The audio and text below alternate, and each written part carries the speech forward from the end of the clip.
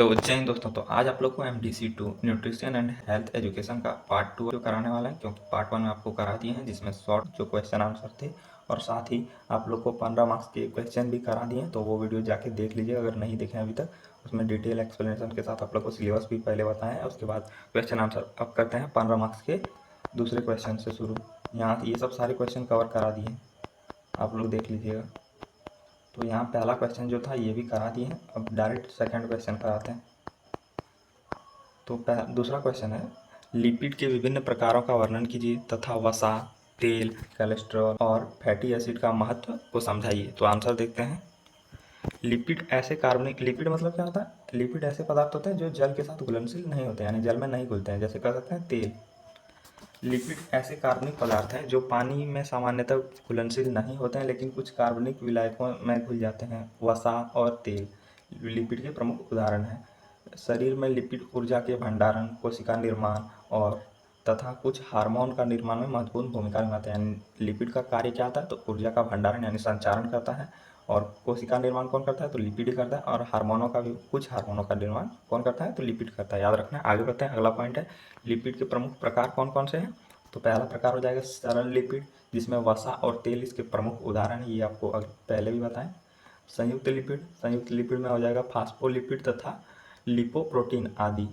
और तीसरा जो प्रकार है व्युत्पन्न लिपिड, उसमें फैटी एसिड, ग्लिसरॉल और कोलेस्ट्रॉल आदि। यानी सरल लिपिड में वसा और तेल इसके प्रमुख उदाहरण है, जबकि संयुक्त लिपिड में फास्फोलिपिड और लिपोप्रोटीन इसके उदाहरण है। और तीसरा जो व्युत्पन्न लिपिड है फैटी एसिड है, ग्लिसरॉल है और कोलेस्ट्रॉल है। आगे बढ़ते हैं।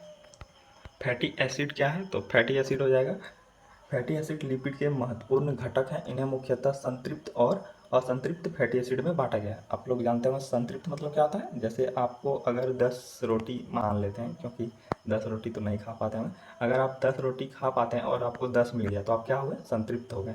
यही मान सकते हैं कि आप खाते हैं 10 रोटी और आपको मिला या 6 रोटी, तो मान सकते हैं 5 मान लिया कि आप खाते हैं कितना? 10, मिला कितना? 5। तो यह क्या हो गया? यह हो गया असंतृप्त और यह हो गया संतृप्त। समझ गए होंगे। आगे बढ़ते हैं। संतृप्त फैटी एसिड मुख्यतः पशु वसा में अधिक पाया जाता है। यानी जो संतृप्त एसिड होता है, फैटी एसिड होता है, वह पशु में अधिक पाया जाता है, याद रखना है।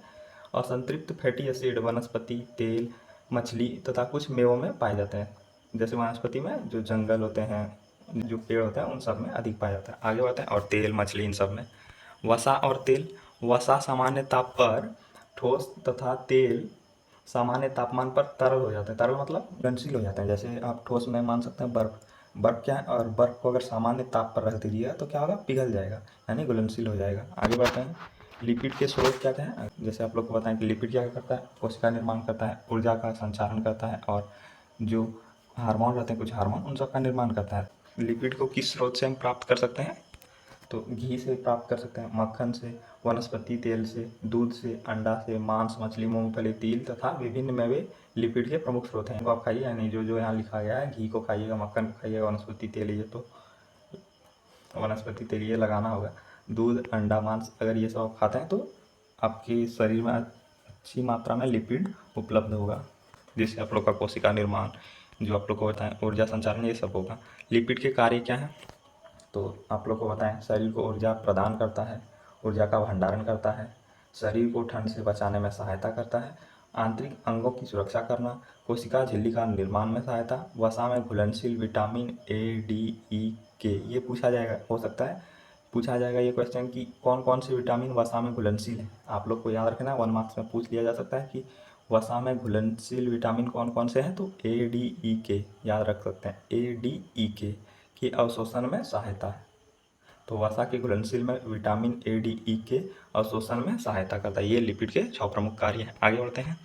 कोलेस्ट्रॉल शरीर में पाए जाने वाला एक महत्वपूर्ण लिपिड, यह कोशिका झिल्ली और कुछ हार्मोन के निर्माण में उपयोगी है। हालांकि इसका अत्यधिक मात्रा स्वास्थ्य के लिए हानिकारक है। यानी जो कोलेस्ट्रॉल है उनका अधिक मात्रा में उपयोग नहीं कर सकते हैं, यह शरीर के लिए हानिकारक होता है। और यह क्या कार्य करता है? तो ये कोशिका झिल्ली और कुछ हार्मोन का निर्माण करता है। आगे बढ़ते हैं। निष्कर्ष, लिपिड शरीर के लिए आवश्यक है, लेकिन इनका सेवन संतुलित मात्रा में होना चाहिए। उचित मात्रा में स्वास्थ्य, वसा, शरीर के सामान्य विकास, ऊर्जा संतुलन के लिए महत्वपूर्ण है। ऊर्जा मिले, जैसे हम लोग अभी कितना बहुत क्या होते हैं, हम लोग बहुत आलसी हो गए हैं।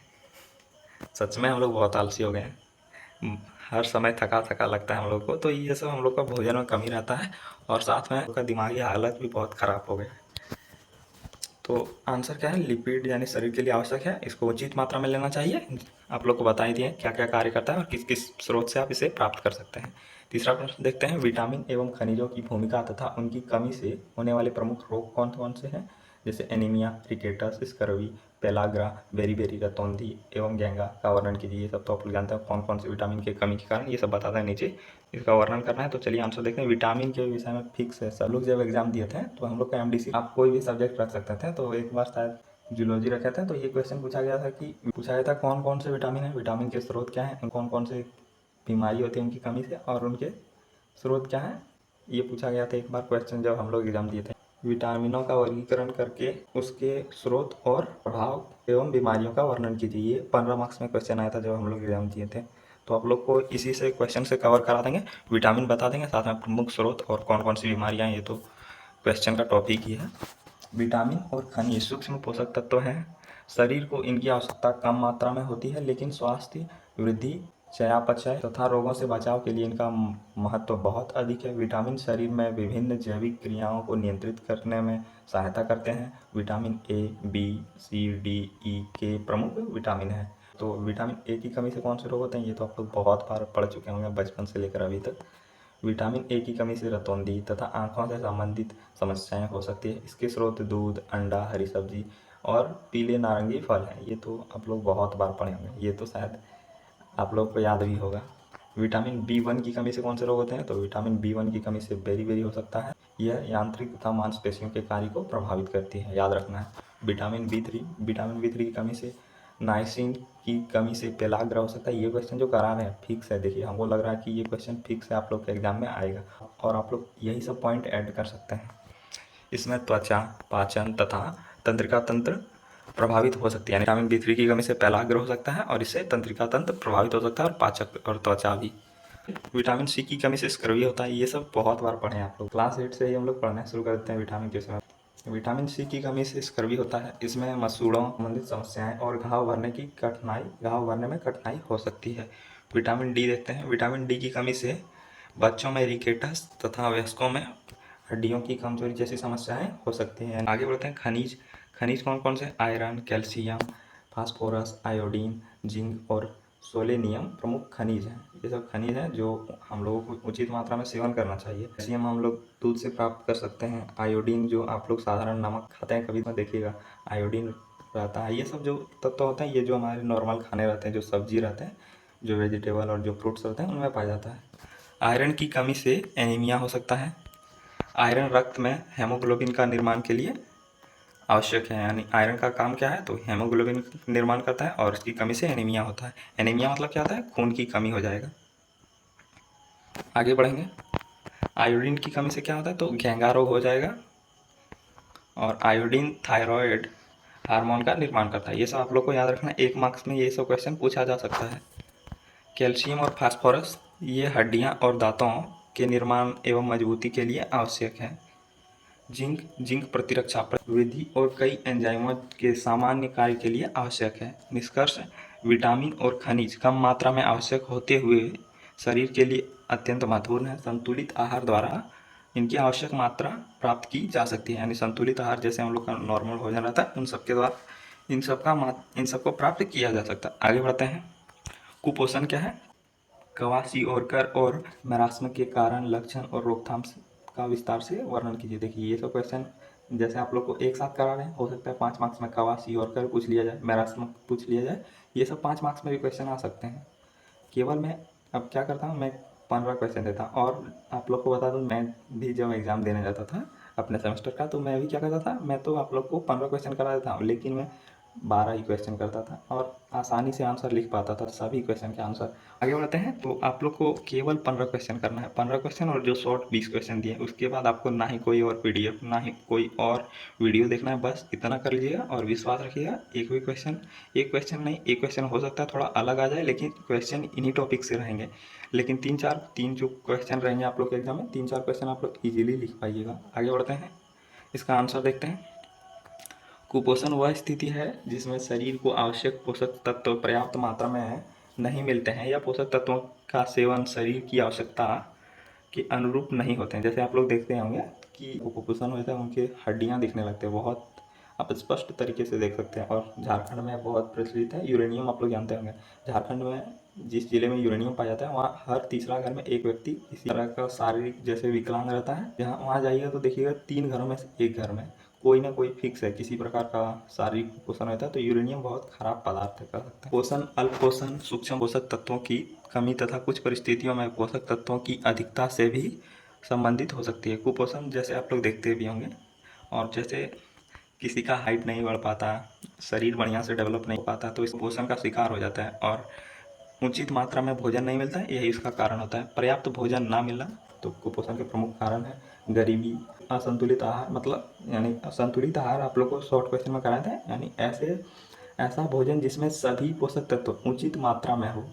ऐसा भोजन जिसमें सभी पोषक तत्व उचित मात्रा में, उसे क्या कहेंगे? संतुलित आहार। और संतुलित आहार जिसमें केवल आप मान लीजिए कि प्रोटीन ही खा रहे हैं, विटामिन जो तत्व हैं, आयरन, इन सब का उपयोग नहीं कर रहे हैं, कैल्शियम, इन सब का उपयोग नहीं कर रहे हैं, तो आपका आहार असंतुलित है। संक्रमण एवं बीमारी इसके प्रमुख कारण है। स्वच्छता की कमी, पोषण संबंधी जानकारी का अभाव। जैसे आप लोग पढ़ेंगे तो पता चलेगा प्रोटीन हम लोग का जितना वजन है उतना ग्राम रोज लेना चाहिए। का वजन मान सकते हैं 45 से 48 किलो, 50 किलो मान लेते हैं, तो 50 ग्राम रोज प्रोटीन लेना चाहिए। और प्रोटीन का प्रोटीन सबसे अधिक किस स्रोत में पाया जाता है? तो सबसे अधिक 100 ग्राम में आप प्रोटीन में देखिएगा जो सोया चंक्स होते हैं, यानी सोयाबीन बरी होते हैं, उनमें 100 ग्राम में से 52 ग्राम, कितना, 52 ग्राम प्रोटीन पाया जाता है। और यहीं आप देखिएगा जो आप खाते हैं दाल, हम लोग घर में बोलते हैं प्रोटीन चाहिए तो क्या दे देता है? दाल। और दाल में प्रोटीन देखिएगा तो कितना होता है? दाल में प्रोटीन होता है 100 ग्राम, 100 ग्राम में कितना होता है? तो 12 से 13 ग्राम होता है। कितना? 12 से 13। वहीं आप दही खाइएगा, जैसे प्रोटीन के प्रमुख स्रोत क्या है? सबसे अधिक प्रोटीन याद रखिएगा 100 ग्राम सोया चंक्स यानी सोयाबीन बरी में से 52 ग्राम क्या रहता है? प्रोटीन रहता है। और दूसरा मेजर तत्व देखेंगे यानी तो क्या होगा? पनीर। ये मैं वेजिटेरियन के लिए बता रहा हूँ और मैं वेजिटेरियन ही हूँ। तो 100 ग्राम में से देखेंगे तो 25 ग्राम पनीर में प्रोटीन पाए जाते हैं। और इसी प्रकार दही, जो दही होता है यानी कर्ड, उसमें भी लगभग 20 से 25 ग्राम प्रोटीन पाया जाता है। तो ये सब प्रमुख स्रोत हैं पर 100 ग्राम। आप लोग को बताएं भोजन की गलत आदतें, जैसे हम लोग भोजन की गलत आदतें, जैसे हम लोग बहुत फास्ट फूड यूज करते हैं अपने भोजन में। कवासी और कर मुख्यतः गंभीर प्रोटीन की कमी से संबंधित है। यह विशेष रूप से बच्चों में देखा जाता है। तो कवासी और कर जो है वह विशेष रूप से बच्चों में देखा जाता है और यह प्रोटीन की कमी से होता है। मुख्य लक्षण क्या है? वृद्धि एवं विकास में रुकावट, यानी बहुत अच्छे तरीके से वृद्धि नहीं होगा, यानी वृद्धि मतलब शरीर का विकास बहुत अच्छे तरीके से नहीं हो पाएगा। शरीर में सूजन, यानी कोई भी शरीर का अंग है वह फूल जाएगा। मांसपेशियों की कमजोरी, बालों और त्वचा में परिवर्तन, कमजोरी एवं संक्रमण की संभावना बढ़ना, ये मुख्य लक्षण है। यह है कवासी-ऑर्कर का मुख्य लक्षण। मैरास्म ऊर्जा और प्रोटीन की गंभीर कमी से होने वाला कुपोषण है। इसमें शरीर बहुत कमजोर और दुबला हो जाता है तथा वृद्धि प्रभावित होती है। तो याद रखना मैरास्म क्या है? तो ऊर्जा और प्रोटीन की गंभीर यानी कमी के कारण होता है और इससे क्या होता है? शरीर बहुत कमजोर और दुबला हो जाता है। आगे बढ़ते हैं तो कुपोषण को कैसे रोक सकते हैं? रोकथाम, तो संतुलित आहार लेना होगा, यानी जिनमें सभी पोषक तत्व उचित मात्रा में उपलब्ध हो। बच्चों को उचित पोषण देना होगा। स्तनपान को प्रोत्साहित करना, यानी जो माँ का दूध है उसको पीने के लिए प्रोत्साहित करना। स्वच्छ पेयजल का उपयोग, यानी ये तो आप लोग समझ पाए होंगे, यानी अच्छे पेयजल का उपयोग करना। संक्रमणों से बचाव, पोषण शिक्षा देना और आवश्यकता अनुसार विटामिन एवं खनिजों की पूर्ति करना। खाद्य सुरक्षा और स्वच्छता का पालन करना, ये 8 महत्वपूर्ण रोकथाम के नियम है, यानी इसका उपयोग करके आप रोकथाम कर सकते हैं। कुपोषण का निष्कर्ष, कुपोषण व्यक्ति के शारीरिक एवं मानसिक को प्रभावित कर सकता है। संतुलित आहार, स्वच्छता, उचित स्वास्थ्य सेवाएं तथा पोषण शिक्षा इसके नियंत्रण के प्रमुख साधन हैं। आगे बढ़ते हैं। 5वां क्वेश्चन है संतुलित आहार एवं रिकमेंडेड डाइटरी अलावेंस RDA की अवधारणा को समझाइए तथा विभिन्न अवस्थाओं में पोषण की आवश्यकता पर चर्चा कीजिए। तो आंसर देखते हैं। संतुलित आहार वह आहार है जिसमें शरीर की आवश्यकता के अनुसार कार्बोहाइड्रेट, प्रोटीन, वसा, विटामिन, खनिज, फाइबर तथा पानी उचित मात्रा में उपस्थित हो। संतुलित आहार व्यक्ति की आयु, लिंग, शारीरिक गतिविधि और स्वास्थ्य स्थिति के अनुसार अलग अलग हो सकते हैं। तो आप लोग को बताएं कि जैसा आपका शरीर है उसी के अकॉर्डिंग आपको आहार लेना चाहिए। जैसे आपको बताएं कि आपका अगर वजन अधिक है तो उसी के अकॉर्डिंग आपको प्रोटीन चाहिए, विटामिन चाहिए, यानी आपके शरीर पर डिपेंड करता है। अगर आप में बहुत कमजोरी है तो आपको अधिक मात्रा में सारे पोषक तत्वों का उपयोग करना होगा। संतुलित आहार के प्रमुख घटक कौन कौन से हैं? तो अनाज और ऊर्जा देने वाले खाद्य पदार्थ मतलब कर सकते हैं जिसका हम भोजन में उपयोग करते हैं। दाल एवं प्रोटीन युक्त खाद्य पदार्थ, दूध और दूध उत्पाद, यानी दूध उत्पाद कौन कौन से हो गए? जैसे पनीर हो गया और दही हो गया। लेकिन पनीर जो अब मिलता है वह अधिकतर देखिएगा बहुत केमिकल मिला होता है। जैसे मेरा भाई अभी रांची में रहता है तो वहाँ पनीर दिया जाता था। आकांक्षा कोटी का है, स्टूडेंट है, तो वहाँ अभी बात किए थे 2-3 दिन पहले, बोला कि पनीर बंद कर दिया। क्यों? बहुत मिलावटी पनीर आ रहा है। तो दुग्ध उत्पाद क्या है? पनीर हो गए, फल एवं हरी सब्जी, और 5वां है उचित मात्रा में वसा, पर्याप्त पानी और फाइबर। आगे बढ़ते हैं। RDA का पूरा नाम, ये क्वेश्चन याद रखिएगा, 1 मार्क्स में पूछ सकता है। रिकमेंडेड डाइटरी अलाउंस, इसका अर्थ है किसी विशेष आयु, लिंग या शारीरिक अवस्था वाले स्वास्थ्य व्यक्ति की सामान्य पोषण आवश्यकता को पूरा करने के लिए अनुशंसित पोषक तत्वों की मात्रा। विभिन्न अवस्थाओं में पोषण, शेषावस्था में शरीर वृद्धि बहुत तेजी होती है, इसलिए ऊर्जा और प्रोटीन की आवश्यकता महत्वपूर्ण होती है। स्तनपान और उचित पूरक आहार आवश्यक है। यानी शेषावस्था मतलब हो गया जब बाल्यकाल, मान सकते हैं शुरुआती एकदम बाल्यकाल, उसमें शरीर की वृद्धि बहुत तेजी से होती है, इसलिए ऊर्जा और प्रोटीन की आवश्यकता महत्वपूर्ण होती है। स्तनपान तो आप लोग को बताएं, और उचित पूरक आहार आवश्यक है। आगे बढ़ते हैं। बाल्यावस्था में शरीर और मस्तिष्क, जो आप लोग को शेषावस्था बताएं वह क्या हो गया? जब माँ का दूध पीता है, यानी बच्चा मान सकते हैं आप लोग 0 से मान सकते हैं 2 वर्ष की आयु तक शेषावस्था कहलाएगा। बाल्यकाल 2 वर्ष के बाद जो काल माना था वह बाल्यावस्था शुरू हो जाता है। तो बाल्यावस्था में शरीर और मस्तिष्क का विकास जारी रहता है। इस समय प्रोटीन, कैल्शियम, आयरन, विटामिन तथा ऊर्जा का पर्याप्त मात्रा जरूरी है। किशोरावस्था में तेजी से शारीरिक वृद्धि होती है। आप लोगों का ये एज है, यानी सामान्यतः टीनेजर्स और 18 वर्ष से अधिक आयु को क्या कहते हैं? तो किशोरावस्था कहते हैं। इसलिए ऊर्जा, प्रोटीन, आयरन, कैल्शियम तथा अन्य पोषक तत्वों की आवश्यकता बढ़ जाती है। आगे बढ़ते हैं। वयस्क अवस्था में पोषण की आवश्यकता व्यक्ति की शारीरिक गतिविधि और स्वास्थ्य पर निर्भर करती है। संतुलित आहार शरीर का वजन और स्वास्थ्य बनाए रखने में सहायता करता है। गर्भावस्था में भ्रूण की वृद्धि और मां के स्वास्थ्य के लिए अतिरिक्त पोषण की आवश्यकता होती है। स्तनपान के दौरान दूध निर्माण के लिए मां को पर्याप्त ऊर्जा में प्रोटीन, पानी, विटामिन और खनिजों की आवश्यकता होती है। निष्कर्ष, संतुलित आहार और RDA का ज्ञान स्वास्थ्य जीवन के लिए आवश्यक है। जीवन के प्रत्येक चरण में पोषण की आवश्यकता अलग अलग होती है, इसलिए आयु और अवस्था के अनुसार भोजन का चुनाव करना चाहिए। जैसे आप लोग को बता दिए किशोरावस्था में क्या क्या प्रोटीन, कौन कौन से भोजन आप लोग को यूज करना चाहिए। उसके बाद तो विशेष आयु के लिए, यानी आपका अगर आयु जैसे बाल्यकाल बताएं, किशोरावस्था बताएं, शेषावस्था बताएं, इन सब के दौरान आपको कौन कौन से प्रोटीन यूज करना चाहिए। तो शेषावस्था और जो बाल्यकाल था वो तो आप लोग का पार हो गया है, यानी बीत गया है, तो आप अपने बच्चों के लिए उपयोग कीजिएगा। और जो आप लोग को किशोरावस्था बताएं उन सब में आप अपना यूज़ कर सकते हैं। तो 6वां प्रश्न है आप लोग को अब नेक्स्ट वीडियो में कराएंगे। इस वीडियो को यहीं तक रखते हैं, तो मिलते हैं अगले वीडियो में। जय हिंद।